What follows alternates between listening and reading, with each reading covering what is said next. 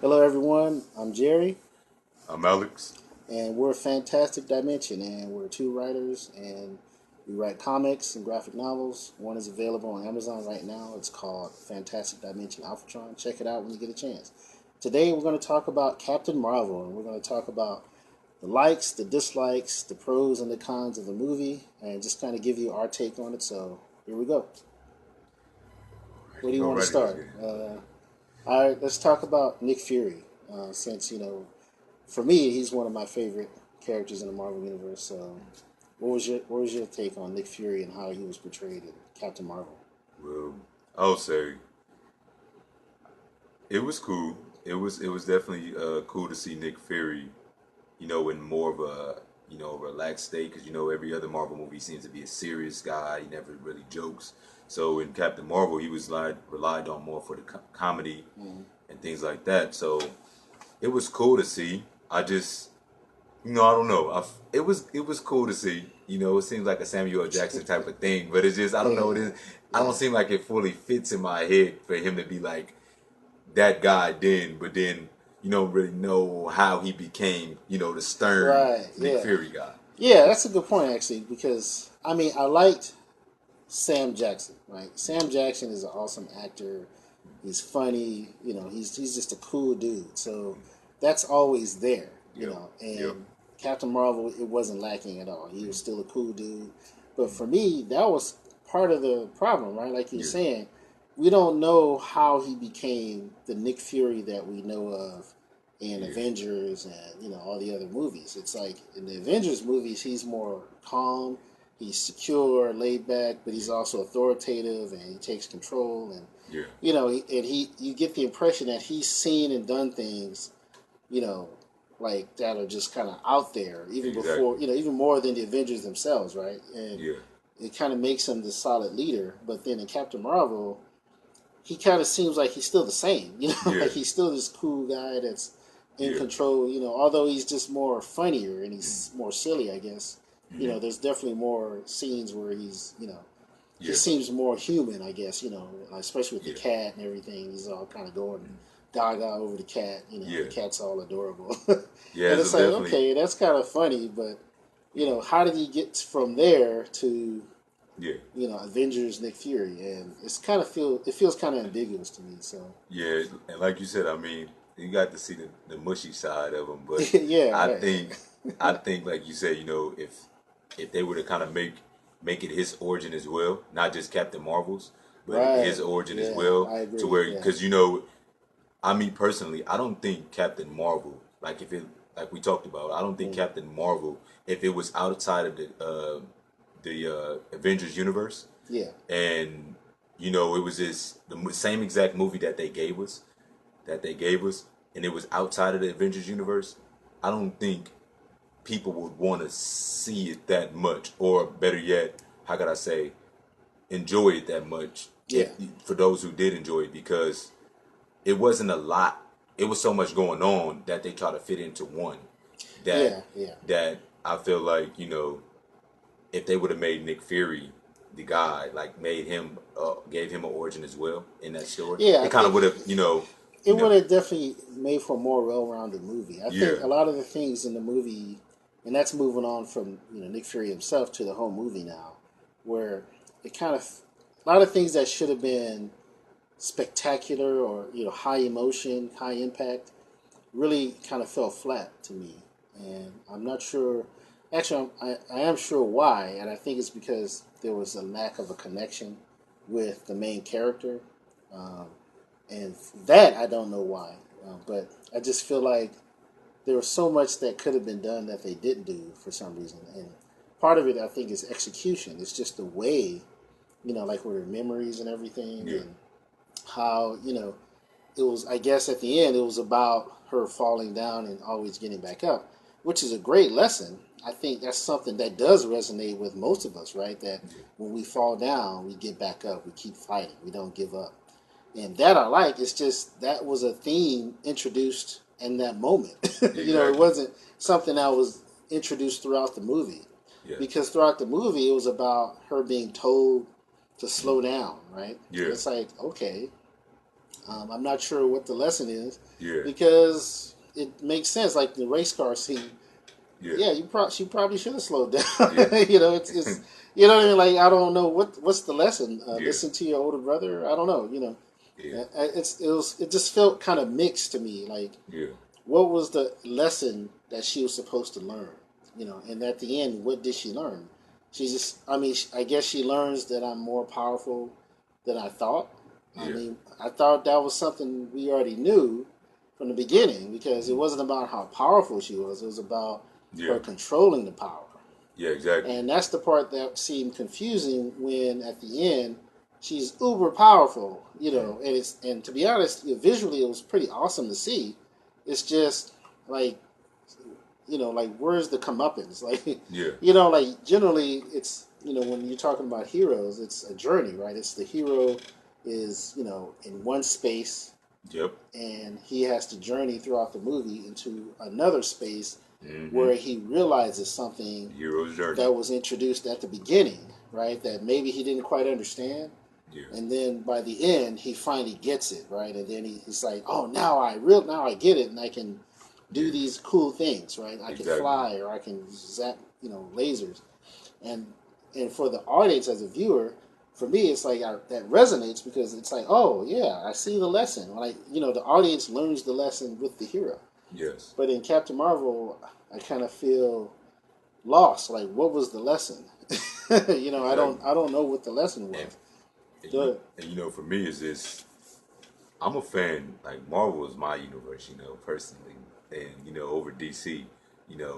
My favorite character is the Hulk. But every movie I've watched, for Marvel, somehow, some way, I felt pulled into the movie emotionally. Like I Right. felt like I was connecting with the movie.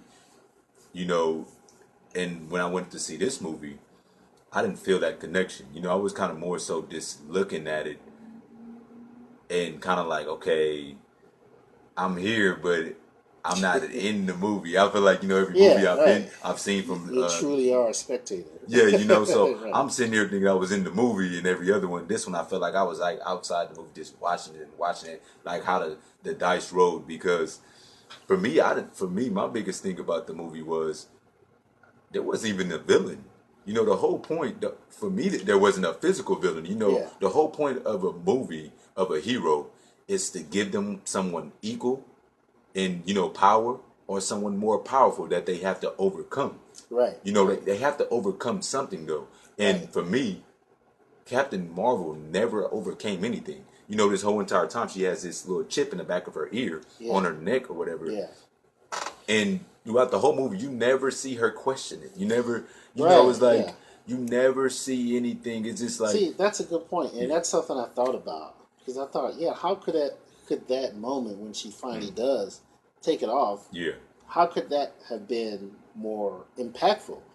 And this is how they should have had her try to take it off in the first act. yeah, Like when she crashes on Earth or something, and maybe there's like a moment when, maybe she's like collecting herself, she's trying to figure out a strategy, like maybe in the bar before she encounters Nick Fury, and maybe she looks in the mirror and she sees the chip on her neck, and she's yeah. like, yeah, like what is this for? And she never knew it was and maybe there. she tries to like, pull it. Yeah, maybe she never knew it was there. you know, And maybe she pulls it off, and or at least tries to pull it off, and it just doesn't work, right? It, maybe it like electrocutes her or something, or like Thor Ragnarok, right? Remember yeah, he got zapped exactly. with the thing.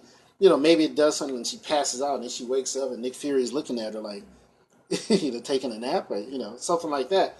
And that would have been all you needed for that moment in the end when she's fighting the AI and she finally realizes, you know what? Let's see how strong I am. And she kind of puts the pieces together and realizes they've been suppressing my powers. Yeah, Let me pull this thing off, and she does, and boom! Now she's really powerful. And that would have been a great moment. And the funny thing about that, it seems like Marvel's been using this little chip behind the ear thing, and we've always, and like you said in Thor Ragnarok, it was like, really, electricity, right, and he controls thunder, right? So Yeah. with Captain Marvel is like the same exact thing. It's like, how is this? How do you not? It seems like when she took the chip off, she knew it was there this whole entire time, obviously. So the way she took it off, she's like, I knew it was there. Yeah, So, I'll just take so this that off. means Yeah, right. you knew it was there, but you never You questioned never questioned it, right? And all of you just assumed that, oh, hey, this is what's been suppressing my powers. There was nothing shown to us that she knew that it was suppressing her powers. So you know, it's right. And then you overcharge it with your power. It's the same exact thing. It's like, okay, you telling me you've been this powerful this whole entire time, right? You just and this shit, yeah, has been suppressing your power. Decided to not be powerful. You know, like, exactly. It doesn't make any sense. Because could she have taken it off at any time? You know, and if so, why didn't she? And okay, you know, and, another thing is the other Kree, right? Yeah. Did they have a chip in their neck? Because I never noticed. I don't know. We like didn't Jude see Law, any did other, he have something? We never seen any other Kree. That's what I'm saying. So she's the only for one. For a character to not question, why am I the only one wearing a chip? Yeah, it's like, odd. Or even someone else. Like Sam Jackson could have been like, what's that on your neck? And like, what is that for? They say with the energy and power she has, obviously no other Kree has it. But the thing is, at the end of the day, you have to understand, why are you the only Kree that doesn't have this power? I mean, why are you the only Kree that has this power? Right. Yeah, they don't really question explain, that. You're supposed to question, why are you the only Kree that has this power, which was never questioned in the movie. So then it was never questioned or really answered. Exactly. You never get to the bottom. Okay, why am I different from all the other Kree? Because to that point of you not knowing that you've been lied to by the Kree, you've been assuming you were a Kree this whole time, and you've been right there with them all along. Right. So for me, it was a lot of plot holes in that movie that made me that kind of, I guess, pushed me away from the idea of what was going on. You know. Yeah, it was definitely difficult to connect with the character. Yeah, it was definitely that. I mean, the other characters, let's talk about her friend, right? Mm-hmm. The little girl. I mean, that was nice. On the surface, it was like, wow, that's kind of cool. There's a strong friendship. Yeah. And she was missed for 6 years, and but I felt like that wasn't played up enough. That connection they should have had as best friends, right? What made them best friends? Is it just that they were two females who happened to be pilots? Were they the only female pilots in the program? It was kind of ambiguous to me. Like, what's the dynamics of that friendship? Like, did one save the other's life at some point? Where it's like, hey, you saved my life, man, or did one, she mentions, oh, you always supported me as a single mom. I thought, okay, that's sweet. But she could probably say that about anybody, anybody that hasn't done anything bad to her. She could say that about the neighbor that came by. She could say that about her grandparents. She could say, it's like, what makes their friendship distinctive, right? Mm-hmm. It's like, what was their history? How did they meet? And was it like unusual circumstances that they met? And that's what kind of gave them that connection where they're like, you family now, we're sisters. Exactly. That was kind of the impression I got. I just felt like, well, why though? Like, what makes them that way? Like, you compare it to other stories. I can't think of one. Right? Well, actually, Saving Private Ryan, even though that's not a superhero movie, but the idea of war itself is what brings people together, right? These guys are on this mission, and at first they're not like close buddies per se, right? But through the course of that mission, trying to find the singular person, they develop these bonds, and they have each other's back, and to piggyback on your point is like this. So throughout the Marvel universe, we've seen the relationship between Spider-Man and Iron Man. We know that's a very good point. We see that Iron Man is like a mentor to Spider-Man. Right, he looks up to him. Yes. So when that moment happens in Avengers Infinity War, when he's dying, he's like, no, I don't want to go. That whole situation. We are pulled in as an audience because we've watched this relationship. Exactly. We watched the relationship. That's an excellent example. Yeah. So with them, when that little emotion, when that scene happened, when the scene happened, all the feels and when tears start in your eyes, you get a little exactly. Misty When you see that same scene, that kind of scene happen in Captain Marvel when she steps out of the bin when she figures out they've been lying to her the whole entire time. I was in my chair like, really? Yeah, because I was like, I wasn't pulled in outside, on that. And it's like, I can't believe they lied to me. It's like going back and everyone's just kind of standing there like, okay. It's like going back and watching an old movie you ain't watched in a long time, and you be like, I really used to like this movie. Yeah. It was like that kind of moment for me It because I'm like, felt. It was like.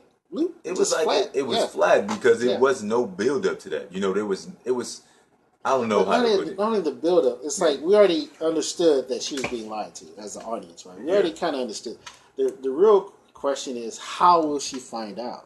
Exactly. And in those kind of stories where the audience is already in on the secret, right? Yeah. Then the question isn't about will the character find out? Yeah, the character will find out. The audience wants to know, like me as an audience, I want to know how will she find out and how will she react to it? Yeah. What will she do? Is it going to be devastating? Is it going to cause harm to her or someone else she cares about? Mm. Will she be enraged and kind of lose control? That's what we're looking for. Like, And and the response was just kind of like, "Oh, they lied to me." and the plot that twist was was it. and the plot twist was that the scrolls were not the villains. And Right. that was what I Which, was I told. mean, I don't mind that. Yeah, and me either. I don't mind it. I was told that when the movie was coming out, everybody was giving they were giving little dabs and this that saying what the movie was going to be about and saying who the villain was and all these things. Right. I was told that Ronan and the scrolls were going to be the villains in the movie. That's what I remember, and I didn't see that coming. But I do think that, like you said, we knew that she was being lied to. Yeah. But I didn't think it was going to be a lie to where like, oh, the Kree are the villains now. So I always thought it was like it was a twist, but I feel like the movie overall relied on little small moments. I think Marvel has figured out a way to make people laugh, so they try to turn every movie into a joke. So everything is about laughter with Marvel, and there's nothing wrong with laughter because Thor Ragnarok was like funny as heck. Yeah, There was a lot of movies that were funny as heck from Marvel, but it was just that I feel like if that movie wasn't funny, if Captain Marvel didn't have his funny moments, it would not be a good movie because Possibly. Yeah. it would not know better yet. It would I not. mean, honestly, the entire movie, I think the way it's the way the beats are, Yeah. and the way it's 3 act structure. I think it caters more towards families for one, and definitely a younger audience. So you didn't get a whole lot of violence, like graphic violence. I don't think there was any bloodshed at all. I don't think anyone even really died, did they? I mean, One ships person died. exploded. They don't Lawson. even. There's no gore. There's no. Marvel, the scientist, died. Oh yeah, she died. That's right. Yeah. That's right. But even that wasn't like, Yeah. wasn't graphic.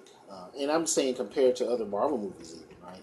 And it was a very kid friendly movie, and I think and they played up the comedy, like I said with Nick Fury, and the nice kind of chemistry they had. And I admit that's the one thing, kind of the redeeming factor of the movie is they did have a decent chemistry, between Carol Danvers and Nick Fury.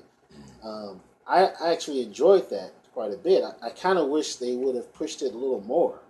Like I wanted to see more chemistry, like more scenes and sort of incidents or adventures or whatever where she saves his life again or he saves her life somehow, and just kind of build that relationship where there's a certain chemistry there that's like, okay, yeah, like this is something beyond us, this is like a big deal. And it's like almost like this inside joke that they have between us and between them. And I think that was kind of a missed opportunity because I really like that. It was like, okay, I see it. It's there, like the scene in the bar when they're doing the 20 questions basically. Right? Yeah. It's like, okay, that's clever because they're shapeshifters, so you got to prove.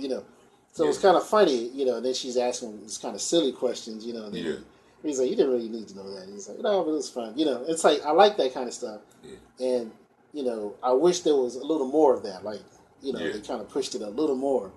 I'm not sure how, I'll be honest, but I just kind of felt like things like that was like great, but it wasn't enough. Like there was nothing about it that kind of gave you the satisfaction that you like to have. Like, compared to Iron Man and Pepper Potts type of thing, right? Yeah. Where by the end of the movie, they resolve, like Iron Man 2. While a lot of people don't like it, it's a fun ending where he saves Pepper and they end up on the roof, and they're having this tender moment, and then Don Cheadle's character is like, get a room. He's like sitting there, And it's kind of funny, but it helps to build that relationship, and that dynamic, that chemistry between the three of them, really, Yeah. and it just feels like there's a satisfying kind of effect that it has, when you see that, it's like, yeah, okay, and there's this dynamic, and you like it, it's playful, and I think with Captain Marvel, there was opportunities for that, and I kind of feel like they kind of missed them, and maybe it's just the editing, there's probably going to be like, extra scenes that they cut out where you would see it, but because of time and who knows, the director, everyone has their vision, right? So Yeah. they left it out, So I would like to see that. That would be kind of cool. But that's something for me. I wish they had more of, because I think that was one of the stronger aspects of the movie. I think in many ways that's why the movie is doing very well, is because you have that dynamic with Nick Fury and Captain Marvel, and people want to see it. They want to see that sort of. I don't know who to compare it to, but that that relationship, that chemistry, because Yeah. in the trailers they played it up a little bit, so it's like, oh, I want to see that, because Nick Fury is like, this is before he becomes Nick Fury and loses his eye, and all that kind of stuff. So now, in the interest of time, let's jump to the cat and the eye, The flirting. the flirkin. Flirting. I mean, First, like, what do you think about the character itself, the cat, like it being an element in the movie? Like, did you like it or not like it? I feel like that flirting. I just think I think that movie in general was like a MacGuffin. Like I said, I think it was placed there to be like, oh, okay, this is the movie you got to watch. We're placing this here so we can beat Thanos. Like this, because this character is going to help us get to Thanos to beat Thanos. I feel like that flirting was that same kind of thing. It's like, oh, we're going to place the cat there because it's going to warm people's hearts. It's going to create good comedy with the people, and I'm just looking at it from a story perspective. Like, I'm not looking at it so much on how I felt about the flirting, because I really didn't feel too much. I didn't feel too much throughout that whole movie. It is a real character in. Oh yeah, it definitely the Marvel is. universe. Yeah. It does. They are afraid. The Skrulls are afraid of flirkins. Oh yeah. So it is a thing, So that's perfectly fine. So, I just feel like, I don't know if it was. It kind of felt like it was kind of shoehorned in. Yeah. Think about it. Where did the cat come? Where did the flirt? Where did it's the flirting just come there, from? right? And there's no explanation as to why it's there. Why is it? That's what I'm saying. If it's there, then can we assume that there's also others like Skrulls that are already on Earth? That's exactly what things I'm. like that. That's right? exactly what I'm think saying. Think about it. If there is this refugee, group of Skrulls in a satellite in space, a ship floating there for decades, almost a decade, 6 years, right? And they're there, then why wouldn't they be in government and other institutions, right? Yeah. Including top secret facilities, and therefore here's a flirkin. Now, is the flirkin there? Like, I guess in the flashbacks, it belonged to Captain Marvel, right? So was it there to somehow flesh out, or Skrulls? You know what I mean, like kind of like a guard dog type of thing, or to keep the Skrulls away. But then I wonder, okay, but wasn't she helping the Skrulls? That's what I'm saying. Like, so why would you have a creature that Skrulls are clearly afraid of, and have it as a pet, have it around you all the time? Exactly. But you're helping Skrulls. I don't get it. It's like the logical unless there's point going to be another that brings me back piece to it, and that brings me back to my point. The logic behind it is, when you watch movies, right? Even Avengers: Infinity War, how great that was. You watch it the first time, you're amazed. Yeah. You watch it the second time, you're amazed. You watch it the third time, you're like, oh, I noticed that right there. You watch it the fourth time, you're like, I noticed that too. And then you watch the fifth time, you have all of these. See the plot holes. You start to see all of these things that you're like, man, dang, I didn't notice all these things. And that's the same thing with Captain Marvel. Like, well, no, it's not. With Captain Marvel, you see it the first time out. Exactly, and I think that's because we weren't pulled. But I think that's because we weren't pulled in emotion. Like, I feel like if we were pulled in, we probably would have noticed it. Yeah. But right, I think agree. That's a good. That's the same thing for the people that are pulled in emotionally. They're going to see this and be like, well, think if it's Captain Marvel's pet and she's helping the Skrulls. Why would you have? That's what I'm saying. That's the point. I'm saying, like, I feel like it was just put there so it can be a good for the audience. Like, oh, you see Yeah, it's a cute little Samuel. character. I mean, unless maybe let's say maybe Marvel didn't know it was a Firkin. I don't know, but Marvel is Kree, so she would know, right? They'd be able to recognize, oh, that's a Firkin, just like the Skrull did, right? They look right, they're like Samuel Jackson. All the humans basically were like, it's a cat, like, and they wouldn't know. So, and then let's get to this point real quick. How did that little girl know how to do the color paneling on the suit? That's what I'm trying to figure out. Let's talk about it. We got to talk about the eye too, but the eye, that scene was like kind of. It was sweet and cute. It was cute, but it was nonsense. That's what I'm saying. Some say, "Oh, it's just a movie." It's like, yeah, it is just a movie, but it's a movie that's telling a story that is asking us to believe it, to actually accept its reality. Exactly. And within its reality, you're saying that this, how was she, like 9 or 10? About 9, 10. 10-year-old girl can master alien technology in a matter of seconds. Unless there's some kind of hidden story where we find out she's a super uber genius or something. Yeah. That's just ridiculous. Like, the coloring panel, I couldn't even tell what button to press first. It's like she just touching randomly, it. And it's doing what she wants. It's like, come on. And not to mention, once again, it's one of those scenes where I think it was just a missed opportunity to create a connection with the characters. Where why not instead have her be inside, and maybe she hasn't put the suit on yet, and she's kind of just holding it, and she's hesitating, and then the girl comes like, "What's the matter?" "Oh, well, I don't want to put it on because it's not me anymore, and it doesn't represent what I believe in." And then the girl could have said, "Well, why don't you change it?" And then there could have been a process, a montage or something where she figures out, maybe she draws a picture of the suit with the color scheme. Yeah. And she goes, "Oh, I like it," right? And then she does the little programming or whatever and changes the suit to look like the drawing. Yeah.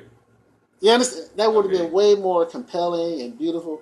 It would have been just as sweet and beautiful because it was a little girl, and and it would have just been awesome, and it would have strengthened that idea of their relationship dynamic, right? Exactly. That she's Auntie Danvers, Carol Danvers, right? It's like that would have been like a great kind of moment, where she just, "Oh, I'll help," and she helped, and she really does, right? She gives her this beautiful new color scheme, where it's like it represents, and she'll say, "Well, why'd you choose those colors?"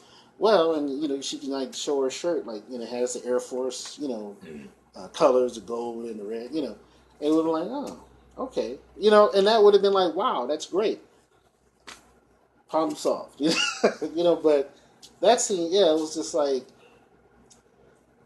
I don't know. I just don't understand why they would even do the scene, like shoot it that way. It just, to me, it feels like it's kind of lazy. Like they were just like, "Look, we gotta explain why our suit changes. Let's do something real quick. Let's do something real quick. You stand there, you stand next to her, and just have her." I'm just waiting to get to Endgame. Like, let's be done with it already. That's how I feel like they were right. Like, but back to the eye. Like I said, the eye. Your opinion, was it funny? Did you like how he lost his eye? Marvel finds a way every single time to turn something into a joke. I swear, it never fails. It's like when you want them to be serious or have a serious situation, and I understand Stanley, and Stanley's the GOAT, and he's like, when people read my stuff, I want them to feel like they're escaping a new world. I want them to be happy. Right, yeah. That's cool, and I love that. I want to do the same thing as a writer, but. A big but. Certain things shouldn't always be turned into a joke, like the Hulk, for example. Like when they merged the Sakaar and when they merged Planet Hulk with the Thor movie, it's like first you get a Hulk that's like this vicious animal in the first Avengers, where it's like they hyped up that deal, like don't really mess with the guy. He's not really the one. He's a problem. More powerful than he should. And his animal. He's an animal at nature. Yeah, his anger. Now he's a kid, and he's like, he's a big old baby. He's a big old baby, and I'm like, that's my man. He's like sitting in the bed, swinging his feet. Like, how am I supposed to argue? How am I supposed to argue Batman versus? How am I supposed to argue? Hulk takes baths. That's what I'm saying. Like, how am I supposed to argue Superman versus Hulk now? Valkyrie shows up. Hey, big guy. It's like, what? And my question is like, how am I supposed to argue Superman versus Hulk now? Like, look at this. Like, how do I supposed to argue that? So it's like for me, it's that same I mean, they situation with kind the of redeemed them later on in the third act. Yeah, You know? But but yeah, it's like. my thing is the eyes. Like it could But have been. to be fair, I sometimes that's the point, though, right? Is at the end of the day, I think a lot of times they go, look, guys, they're comic books, you know, like. And while it's awesome that we're able to do this, and this is probably one of the greatest times in Hollywood, you know, for comic books and you know everything, let's just keep it fun, you know. Let's keep it fun, and I think that's part of it is they don't want to get to a place where it is kind of always dark, you know, this dark serious tone, but they do want to have fun with it. And I think, to be fair, they've been consistent, right? And that's one thing I do appreciate about it is they are consistent from first Iron Man all the way to now.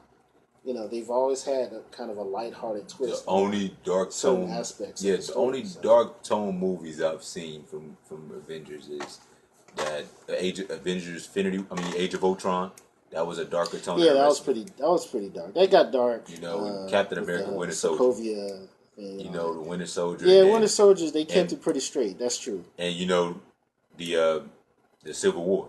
Those are the only Yeah, ones I've Civil seen War that were got dark. pretty. Yeah, And and right, and how many of those but did think about it, good? Both, two of them did great. Yeah, You know, and I'm but not that's saying what, I dark, mean, dark, but it's just no, like but that's what I'm saying. It's like you don't want it to always be yeah, that, you know, and I think that's part of it too. Is just let's have fun with it. This is an opportunity to have fun. So with yeah, the eye thing, you know, I think it was just something that it yeah, was almost like I think they wanted to subvert expectations by mm. saying, you know, you think it's going to be some big fight scene and And you he know loses he's his going eye. to throw down and he's going to Nope, it lose was his a eye. cat. It's like no, it's just a cat. He was playing with a cat and the cat got tired of him. Yeah, they Scratching created a up. little joke out of it. Yeah, It was so cool. I mean, it was you know, cool. I think it's once again though. I think it's one of those scenes that kind of falls flat. Yeah, It could have been funny. I just think the staging of the scene and the execution, just to me, it kind of fell flat. It was kind of funny, like you know, but then it's like it's just a scratch, and it's like clearly it's not, you know, yeah, and it's kind of like I don't know. I wanted to. It got a chuckle out of me, but then I was kind of like, that's it. You know?